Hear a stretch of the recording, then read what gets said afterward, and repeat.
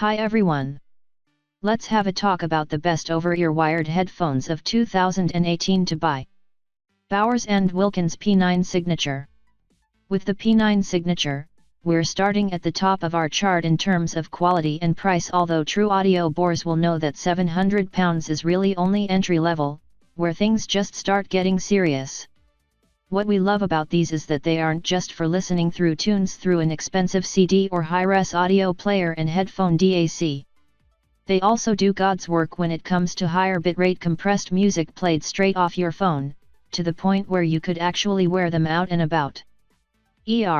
Well, you could if they didn't cost £700, didn't leak sound like a sieve and weren't enormous, and luxurious brown.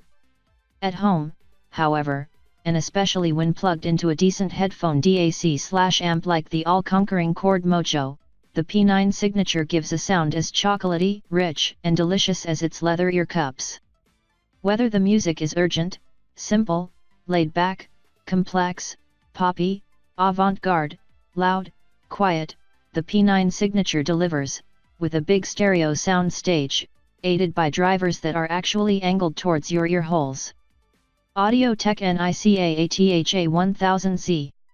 Again, not properly expensive in headphone terms, the ATR7 nonetheless does a great impression of a demanding pair of high-end cans. So much so, that if you're thinking about playing MP3 tracks through your iPhone, you might as well forget it. These guys need a good running in, a decent amplifier or DAC, and something more like CD quality before they reveal their true colors. Behind the large matte red aluminium cups are two 53mm dynamic drivers, hand-assembled in Japan, held admirably in place with a simple but effective magnesium alloy frame and padded wings that keep everything in place. It's not the most flawless system, but unless you're a true conehead you shouldn't have a problem. Being a closed-back design, it doesn't offer quite the same expansive soundstage as some, but on the plus side, it doesn't leak as much sound either, making them a better choice if you don't live alone. Sonically, the ATR7 is extremely detailed, and despite the marginally smaller stage, instruments clearly have their place, and it's a joy to pick out unheard detail, and bum notes in tracks. Sennheiser Momentum 2.0 around ear. They've been around for a while now, but the Momentum 2.0s remain the perfect trade-off between looks, performance, and long-lasting value. Thanks to the double-hinged headband, the Momentum 2.0, despite being full-sized, is highly portable, and unless you go for some active noise cancelling, and pay the premium, you'll be hard-pushed to find something that sounds better on public transport. Build quality is faultless, the leather is plush, the memory foam ear pads supremely soft, and the metal suitably brushed.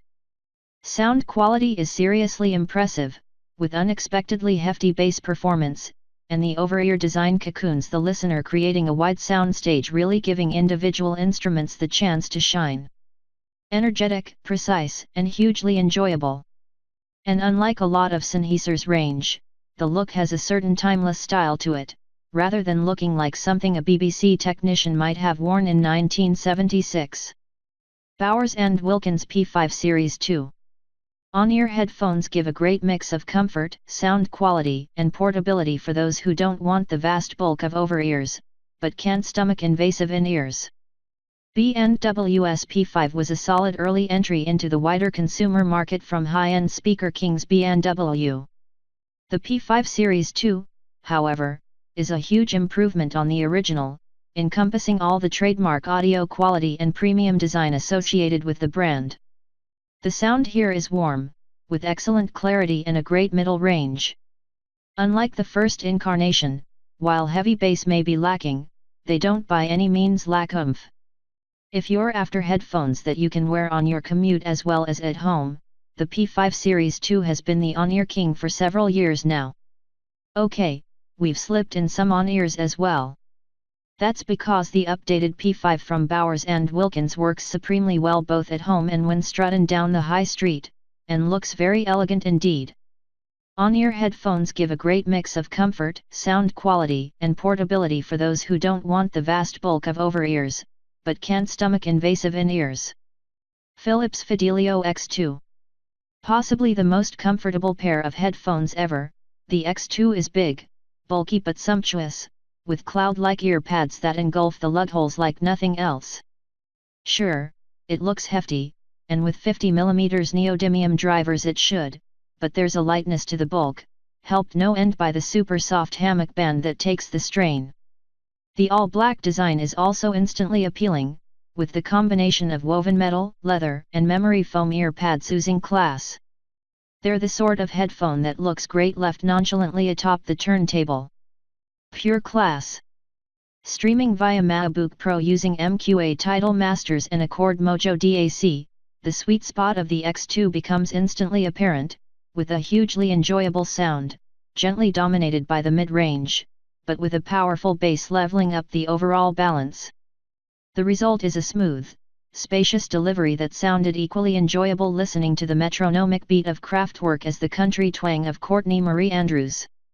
AudioTechnica ATR7. Despite being well under 150 pounds, these cans from Japanese Audio Ninja's AudioTechnica are made with premium materials and verge on the luxurious. In fact, they're a class act in every respect, and while a bit conservative, the sound generated from the 45mm True Motion drivers makes up for the lack of bass assault.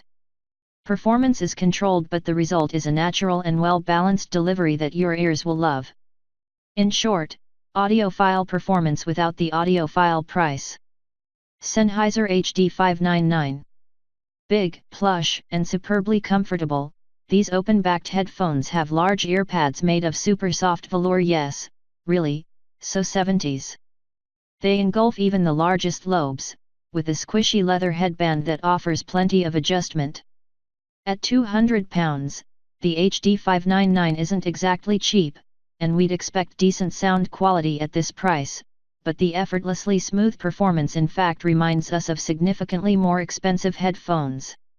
It's a lovely listen, with a tight, indulgent bass response, a well-positioned mid-range that loves a vocal, and the sort of space that's virtually impossible to achieve with closed-back cans, especially at this price.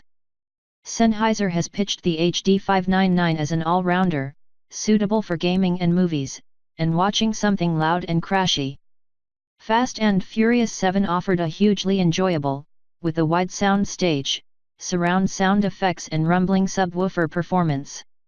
Now, as the HD599 looks like a discount DFS sofa, seriously Sennheiser, who signed off on the ivory and brown colorway. If it was designed for use in public, we just couldn't recommend it. Since it will never leave the lounge or man cave, and offers a glimpse into the world of serious audiophile quality, we'll overlook basic aesthetics this time. Grado SR80E. From the vintage radio operator aesthetic to the shabby cardboard box packaging and pervading air of hand-built in Brooklyn cool, Grado is a brand synonymous with serious sound quality. Its new flagship PS2000E costs $2,695, but despite costing barely 1/30 of that price, these simple, open-backed headphones deliver the goods. Admittedly, the design is a curious beast, and the old-school foam ear pads are initially uncomfortable compared to the plush leatherette we've become accustomed to, but you soon get used to them, and unlike some more cushioned models, your ears are less likely to sweat. The compact on-ear size of the SR80E might tempt you to take them outside, but don't, they leak more than the SS Poseidon. Just sit back and enjoy the vintage Grado sound. Dynamic, full-bodied vocals, great pace and epic detail, all the work here is done in the mid-range, but be warned, these are a fit and forceful, rather than laid-back, pair of headphones, with occasionally exacting standards. Poorer quality MP3s will suffer, as will poorly recorded tunes at higher quality. Most sub-100 headphones don't concern themselves with this sort of pared-back, neutral performance, and if you want soft and smooth you should look back towards the high street. AKG K5 II. We listened to the AKG K5 II. This has absolutely no right to sound half as good as it does, even for twice the price. Okay, you can't expect these to sound as good as anything over £150, but for at-home listening they offer a massive soundstage, impressive balance, and a frankly ludicrous amount of detail for the dosh. They start to struggle a little when pushed hard, and your ears will get fatigued quickly listening to heavier, electronic, and hip-hop sounds on the K5 too, but good OL guitars and drums sound superb. Build quality is also a nice surprise, and while they're obviously mostly plastic, the metal headband and super soft ear pads prevent them feeling cheap.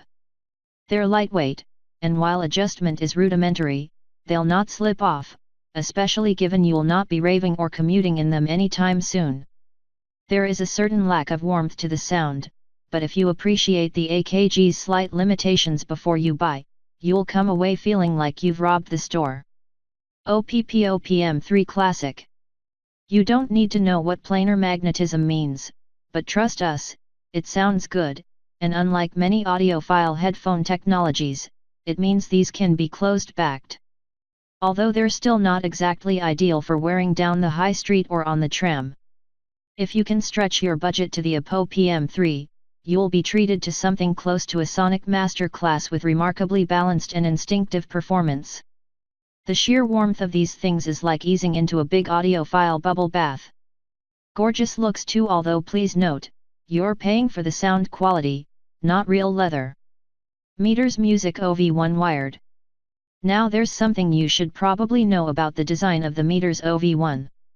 For reasons best known only to Meters, the switch to turn noise cancelling on, and deploy a bass boost setting, HOW 1980s, is impossible to reach when you have them on your head.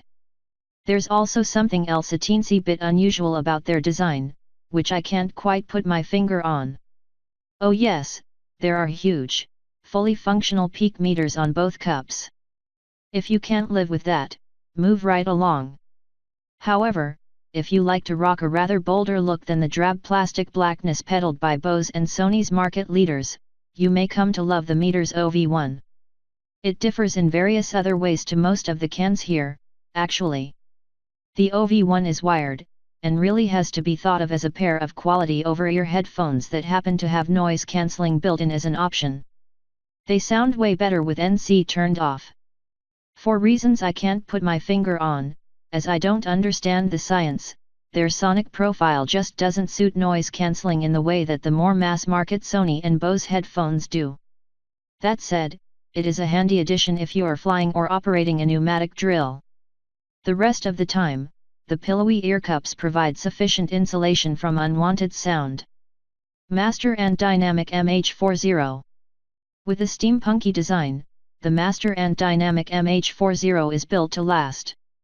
Hand-assembled from lambskin, leather, steel, and aluminium, no corner has been cut in the manufacturing process, which gives these headphones a high-end feel that makes the price seem a bit of a steal. More importantly than turning heads, even, the 45mm neodymium drivers present a big, rich, and enveloping sound perfectly suited to pop, rock and da beats, as young people call them.